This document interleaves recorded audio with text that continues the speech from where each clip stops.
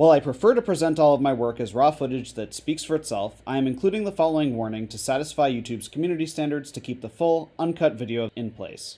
I will cite the language YouTube has been putting on videos for the last couple months. As YouTube used to include in election-related videos, Joe Biden is the President of the United States. States certify results after ensuring ballots are properly counted and correcting irregularities and errors. As YouTube now includes under some videos, robust safeguards ensure the integrity of election results, and YouTube links to www.CISA.gov/rumorcontrol to learn more, and I will include that link in the description as well. I hope that this warning suffices for YouTube to allow the video to remain online. Thank you for watching. Please lend your ears to Mr. Ned Lang, who is here to represent his son, Jake, who's currently incarcerated.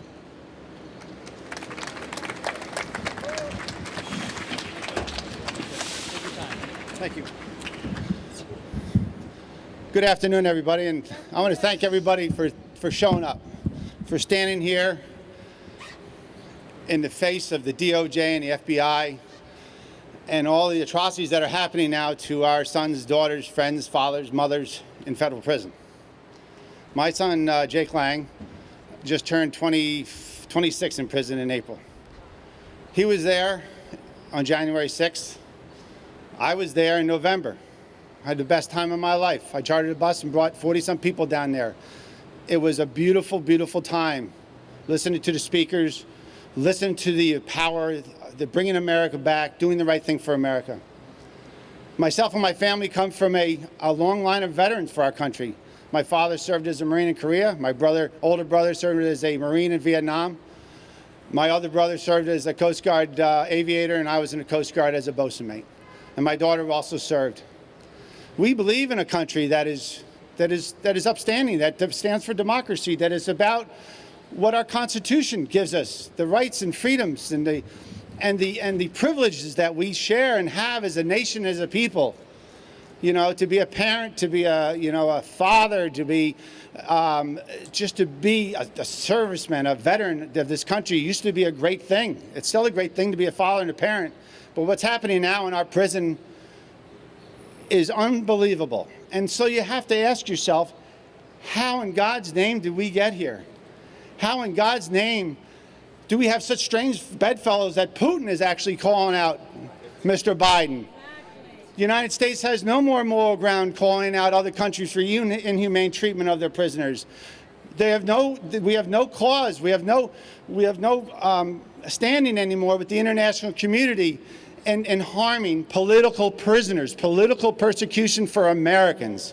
How is that possible? We let our borders open, whatever Tom, Dick, and Harry can come across and help them out.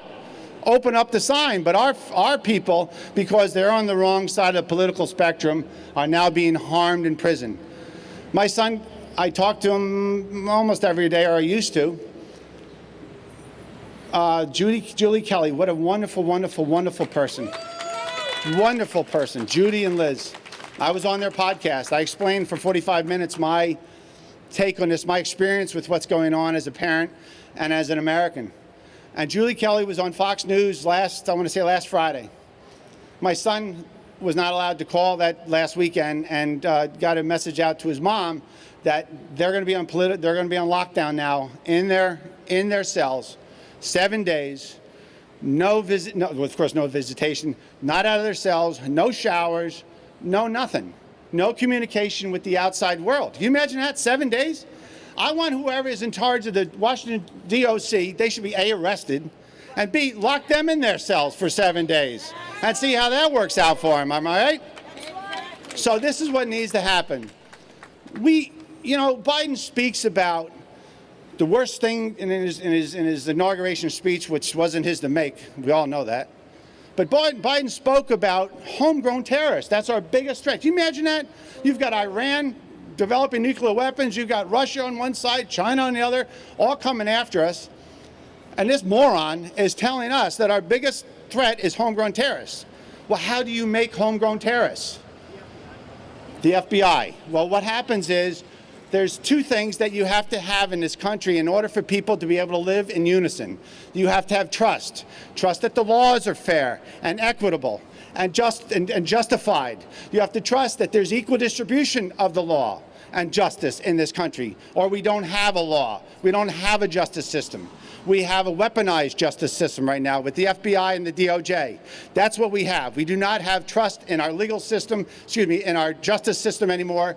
And hopefully we still have trust in our legal system, but we're going to find out, as that attorney just spoke about. He's great conversation. So do you have trust? You lose the trust. And then you have hope that it's going to turn around, that things are going to be better. We're going to not have people locked in their cages for months and months or years before they even have due process and allowed to have a trial. Can you imagine that? Not even offered bail 6 months down the line. So how do you make a terrorist? How do you radicalize someone? I'll tell you how you do it. You take away trust and you take away hope. And the only hope that they have left is to take the matters into their own hands and seek their own justice. And that, pray God, is not what happened, but that's what they're pressuring these people to do. They're taking everything away from these folks in jail.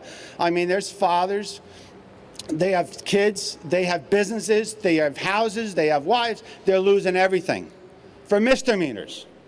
For misdemeanors. Meanwhile, the folks that are rioting, burning down federal buildings, hurting police, you name it, doing whatever they want to do. You have Kamala Harris out there asking for them to be let go. Most of the charges out in Portland and Seattle, most of the people have walked away from those federal charges. And who's advocating for them? Kamala Harris and the other sort of her lot. That's not fair and equitable justice. That is not what America's about. That's not what we fought for wars for. That is not what veterans have given their time and their effort to this country for. So get involved with your politicians, I beg you. Get involved, get out there, speak, talk, get involved, talk to your neighbors. So many people come up to me, how's your son? How's your son? I said it's going to be a long journey, but at the end I believe it's going to be a good journey in that my son will be better off for it. He just has to survive this inhumane, horrible treatment at the hands of the DOJ, the FBI, and Comrade Biden. Thank you. Good job, man. Thank you.